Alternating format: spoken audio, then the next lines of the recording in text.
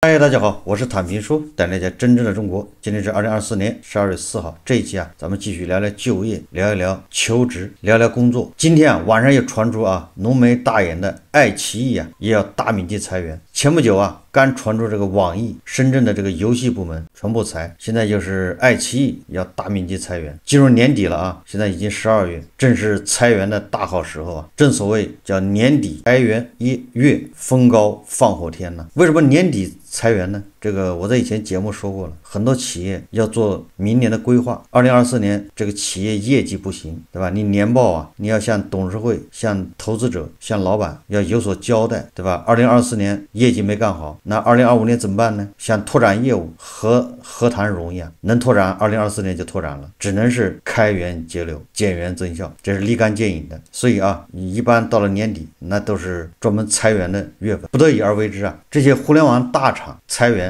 尤其引人注目，因为他们的一举一动都影响着行业，算是风向标也影响着这些就业人的心情那有人就说了，那你这是互联网企业，你这民营企业裁员很正常。实际上呢，到年底的国企这样的也要裁员降薪，恐怕有很多人都已经知道了。到了年底有很多国企、央企虽然没有降薪，但是都在改合同。怎么改合同呢？就是大幅提高绩效工资比例。现在这国企、央企都在进行改革不仅说要进行末位淘汰，而且工资要改革。最近有不少网友在网上吐槽，说自己的绩效工资占比大幅提高，有的甚至提高到了50%以上。什么意思呢？就比如说你本来跟这个央企签的合同是1万一个月，就是工资1万，但是税前现在呢，单位他不给你降薪，但是他把这1万改成什么呢？改成5000的基本工资加上5000的绩效工资。虽然你一看没有变化，还是1万，但是基本工资是要发的，绩效工资根据考核，对吧？你达到了指标，你完成了任务才能给你发。实际上这是变相的降薪，因为这个绩效考核弹性非常大，对吧？提高这个绩效工资的比例，最后能发多少发到你手上，这就是个未知数。那即便你努力给你100%的发，那你还是跟以前一样。所以在目前这个经济形势不太好的情况下，那公司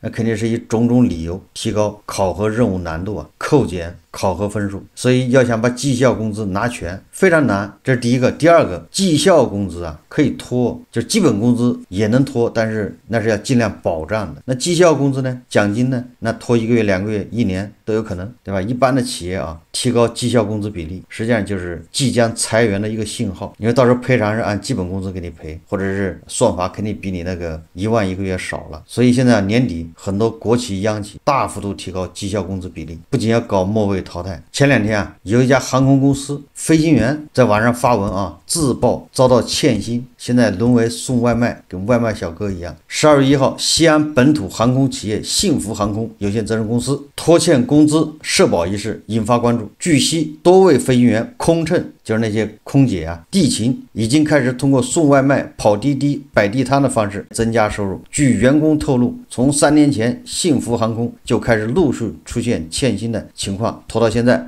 很多同事无法保障最基本的生活。目前拖欠我个人的薪资，基本工资约5-6万元，公积金、社保也很长时间没交，还有之前公司说的保留工资，加在一起大约有10多万元。该员工表示欠薪人员范围涉及空勤、空乘、地勤、行政岗等众多员工。爆料员工称最近几天，幸福航空每天只有3架飞机在直飞，运行地并不理想，不少飞行员已经长期没有直飞。据其提供的记录显示，他最近一次直飞新州60飞机已经是2021年，而长期得不到直飞，他的机型资质已经过期。也就是飞机驾驶员现在骑着雅迪跑得飞快飞起送外卖，飞行员开网约车也是无奈之举也就是这家幸福航空公司劳动争议案件超过120件，法定代表人被限销，无法乘坐自家头等舱。这个也很有意思这个幸福航空的法定代表人限制高消费。限制高消费一般的就是飞机不能坐，头等舱不能坐，这个高铁还不能坐，几星级酒店不能住，连自己公司的这个头等舱你也不能坐。这些光鲜亮丽的职业比如说这个飞行员、空乘，光环都已经开始褪去说明这个经济形势相当的不妙根据这个美团财报显示美团的骑手就是外卖他们的薪资啊，从2021年开始，人均收入也是在下降。2021年达到顶点，2022年、2023年、2024年是持续下降。网约车司机怎么样呢？根据滴滴的财报显示，从2020年开始，滴滴司机的人均收入也是在逐年下降，从最高的就是人均1万，到现在大概是不到7000，这是滴滴司机的这个网约车司机收入。刚才说的那个美团骑手已经由这个1.3万下降到现在不到1万，就连滴滴的客单价连续4个季度负增长，客单价越来越便宜。也就是从这些数据可以看出你就是做骑手、做网约车司机，现在收入都在下降，所以你在单位里面裁员降薪也就顺理成章。这网上有个帖子作者说她老公41岁被裁员的经历。她说她老公41岁被裁员，6个月都没找到工作，从5月份开始就一直待在家里，这个很正常现在一旦被裁员，有个半年、1年找不到工作都不稀奇这当老公得知自己要被裁员的消息时，他的第一反应是坦然面对，他还安慰说没什么大不了的，我一定能很快找到工作。他工作了20年，从未经历过这样的困境。2010年、2013年，他换工作时，一切都是那么自然顺畅。交接完工作，吃完散伙饭，下周一便踏入了新公司的大门。但这一次似乎变得完全不一样。反正现在马上12月了，他依然没有工作。那些他一直信任的朋友，曾经自豪的人际关系，在现实面前似乎变得无所依靠。他拖遍了所有能想起的人，前同事、老领导、客户，甚至买我们家房子的下家，请帮忙留意工作机会。然而回应寥寥无几，找工作的每一天都像是和自己过不去。记得那次他终于收到一次面试机会，是本地的岗位，整个过程聊得还不错，我们甚至开始幻想生活回归正轨的样子。然而几天后，托熟人打听后传来消息，面试官说你年纪大了，性价比不高。那一刻我看见老公的眼神暗淡了几分。后来又有一次机会，是外地的工作，薪水还不错，但要常驻外地。老公只考虑了5秒便拒绝了。他说我不能离开家，孩子还需要我，我们有2个孩子，一个3年级，一个2岁。他说实在不放心一个人领着2个孩子，关键也是忙不过来。老公去面试过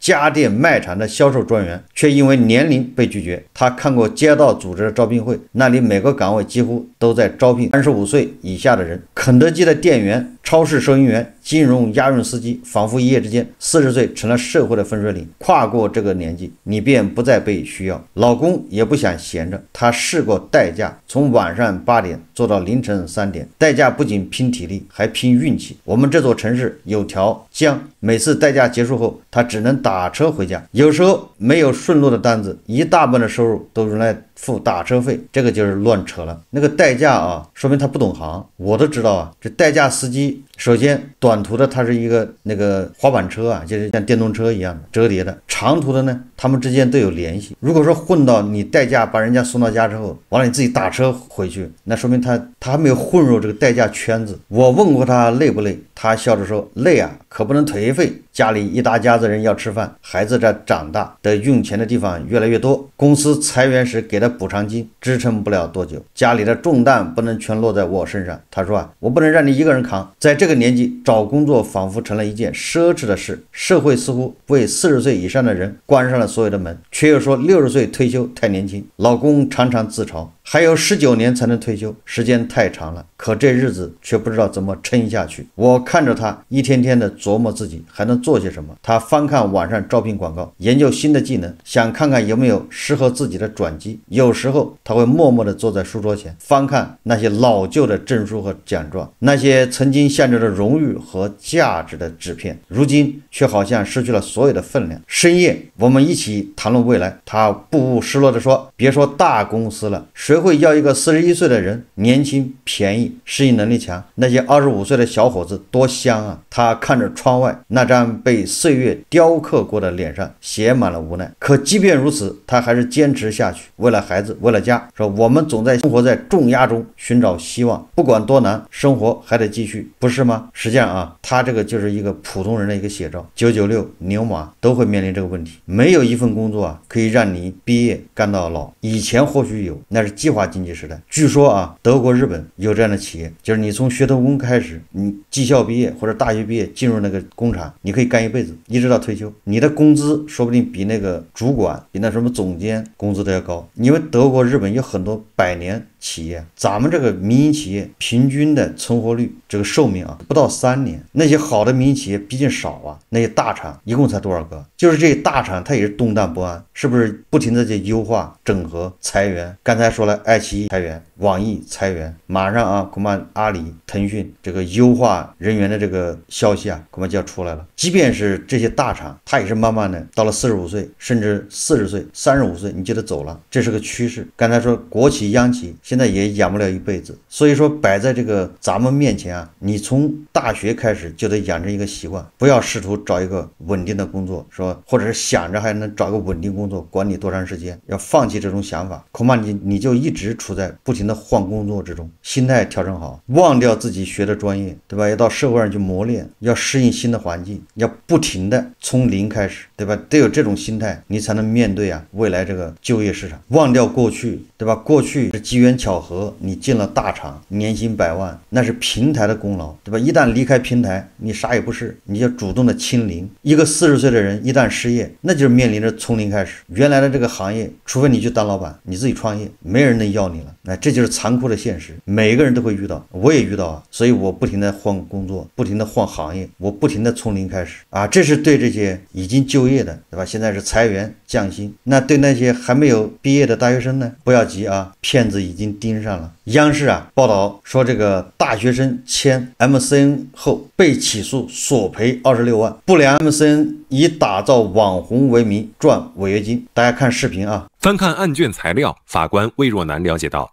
这起合同纠纷案的被告是一名19岁的女孩，起诉她的是一家 MCN 公司，诉求是几十万的违约金。而除了这名19岁的女孩，这家 MCN 公司还另外起诉了其他8名20岁左右的女孩。为什么会起诉了这么多年纪这么小的小孩？对这个案件引起了我们的注意吧。来自山东菏泽的小唐就是这些案件中的一名被告，他究竟经历了些什么呢？事情还要从2023年10月他的社交平台账号收到的一条私信说起。MCN 公司的工作人员告诉小唐，经过打造，他有机会可以成为一名网红。他们当时跟我说的是，可以有概率把我就是打造成一个网红。他跟我说不收费，然后也不用直播，他会给我提供专业的团队，然后包装这种。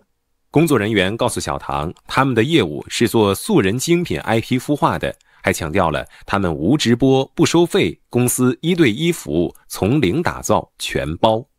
这让正在准备考研的小唐心动了。